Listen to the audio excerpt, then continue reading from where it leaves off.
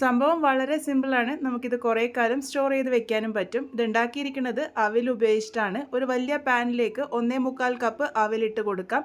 Medium thickness ആയിട്ടുള്ള brown അവിലാണ് ഞാനിവിടെ use ചെയ്തിരിക്കുന്നത്. നിങ്ങൾക്ക് ഏത് ടൈപ്പ് അവിൽ വേണമെങ്കിലും ഉപയോഗിക്കാവുന്നതാണ്. അതൊന്ന് നന്നായിട്ട് വറുത്തെടുക്കാം. അല്പം ക്രിസ്പി ആവുന്നത് വരെ വറുത്തെടുത്ത് മാറ്റി വെച്ചിട്ടുണ്ട്. ഇനി ഒരു സെയിം പാനിലേക്ക് തന്നെ 1 കപ്പ് വെളുത്ത എള്ളാണ് ചേർത്ത് കൊടുത്തിരിക്കുന്നത്. അതൊന്ന് ചെറുതായിട്ട് പൊട്ടി വരുന്നത് വരെ ഇവിടെ ഡ്രൈ റോസ്റ്റ് ചെയ്ത് മാറ്റി വെച്ചിട്ടുണ്ട്. ഇനി സെയിം പാനിലേക്ക് 1 ടീസ്പൂൺ നെയ്യ് ഒഴിച്ച് കൊടുക്കാം. അതിലേക്ക് 1/2 കപ്പ് ബദാം ചേർത്തൊന്ന് നന്നായിട്ട് വറുത്തെടുക്കാം. ഇതും ചെറുതായിട്ടൊന്ന് പൊട്ടി വരും. ആ ഒരു സമയം വരെ മാത്രം വറുത്തെടുത്താൽ മതി.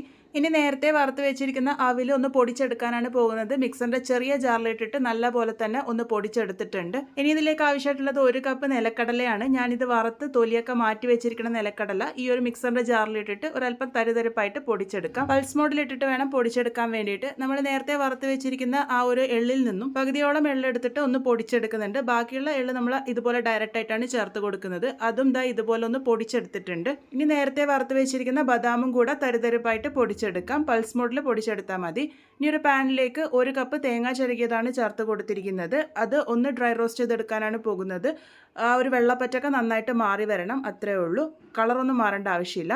അത് മാറ്റി വെച്ചതിന് ശേഷം പാനിലേക്ക് 1.5 ടേബിൾ സ്പൂൺ നെയ്യ് ഒഴിച്ച് കൊടുക്കാം. ഇനി ഇതിലേക്ക് ശർക്കര പൊടിയാണ് ചേർത്ത് കൊടുക്കുന്നത്. 2 കപ്പ് പൊടിച്ച ശർക്കരയും കൂടെ തന്നെ 1/2 കപ്പ് വെള്ളം ഒഴിച്ച് ശർക്കര പാനിയാക്കാൻ വേണ്ടി വെക്കാം. ശർക്കരയൊക്കെ ഒന്ന് മെൽട്ടായിട്ട് വന്ന് ഒന്ന് പതഞ്ഞ് വന്നാൽ മാത്രം മതി. ഇനി ഇതിലേക്ക് നമ്മൾ വറുത്ത് വെച്ചിരിക്കുന്ന തേങ്ങയും അതിൻ്റെ കൂടെ തന്നെ ആ ഒരു പൊടിക്കാതെ വെച്ചിരിക്കുന്ന എള്ളും കൂടെ ചേർത്ത് കൊടുക്കാം. അതിനുശേഷം ഒരു 1 മിനിറ്റ് നേരത്തേക്ക് നല്ലപോലെ തന്നെ ഒന്ന് മിക്സ് ചെയ്തെടുക്കാം.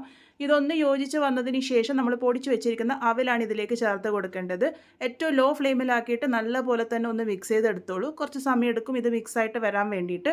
ഇതൊന്ന് ശർക്കരയായിട്ട് നന്നായിട്ട് യോജിപ്പിച്ചെടുത്തതിന് ശേഷം നമ്മൾ നേരത്തെ പൊടിച്ചു മാറ്റി വെച്ചിരിക്കുന്ന ബദാമും നിലക്കടലയും അതുപോലെ തന്നെ എള്ളും കൂടെ ചേർത്ത് കൊടുക്കാം.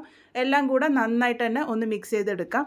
ഏറ്റവും ലോ ഫ്ലെയിമിൽ വെച്ചിട്ട് തന്നെ മിക്സിംഗ് ഒക്കെ ചെയ്യാൻ വേണ്ടി ശ്രദ്ധിച്ചോളൂ. അല്ലാന്നുണ്ടെങ്കിൽ വെള്ളമൊക്കെ വറ്റി പെട്ടെന്ന് ഡ്രൈ ആയി പോകാനുള്ള സാധ്യതയുണ്ട്. എല്ലാം ഒന്ന് നന്നായിട്ട് യോജിച്ച് വന്നതിന് ശേഷം നല്ലൊരു ഫ്ലേവറിനായിട്ട് 1/2 ടീസ്പൂൺ ഏലക്കാപ്പൊടി കൂടെ ചേർത്ത് കൊടുത്തിട്ടുണ്ട്. എല്ലാം കൂടെ നന്നായിട്ട് യോജിപ്പിച്ച് ആ ഒരു വെള്ളപ്പറ്റൊക്കെ ഒരല്പം മാറി ഒന്ന് ഡ്രൈ ആയിട്ട് വരണം. ആ ഒരു സമയം വരെയാണ് ഇത് മിക്സ് ചെയ്തെടുത്തിരിക്കുന്നത്. ഏറ്റവും അവസാനമായിട്ട് 1/2 ടീസ്പൂൺ ചുക്കുപൊടി ചേർത്തിട്ടുണ്ട്. കൂടെ തന്നെ 1/4 ടീസ്പൂൺ ജാതിക്കയുടെ പൊടിയാണ് ചേർത്ത് കൊടുത്തിരിക്കുന്നത്. അതും കൂടെ ചേർത്ത് നല്ലപോലെ മിക്സ് ചെയ്തെടുത്ത് കഴിഞ്ഞ് നമുക്കിതിൻ്റെ ചൂടാറാൻ വേണ്ടിയിട്ട് മാറ്റി വയ്ക്കാം.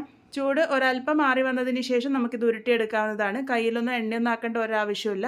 ഈസി ആയിട്ട് നമുക്ക് ഉരുട്ടിയെടുക്കാൻ വേണ്ടി പറ്റും. അഥവാ ഒരുപാട് ഡ്രൈ ആയിട്ട് തോന്നുന്നുണ്ടെങ്കിൽ ഇതിലേക്ക് പാലോ അല്ലെങ്കിൽ വെള്ളം ഒഴിച്ചിട്ട് ഒന്ന് മിക്സ് ചെയ്തെടുത്താൽ മതി. അപ്പോൾ നല്ല ടേസ്റ്റി ആയിട്ടുള്ള വളരെ ഹെൽത്തി ആയിട്ടുള്ള നമ്മളുടെ ലഡ്ഡു ഇവിടെ റെഡി ആയിട്ടുണ്ട്. ഇത് എയർ ടൈറ്റ് ആയിട്ടുള്ള പാത്രത്തിൽ സ്റ്റോർ ചെയ്യുകയാണെങ്കിൽ കുറേ കാലം കേടാകാതിരിക്കും. എന്തായാലും ട്രൈ ചെയ്ത് ഫീഡ്ബാക്സ് ഒക്കെ പറയണേ.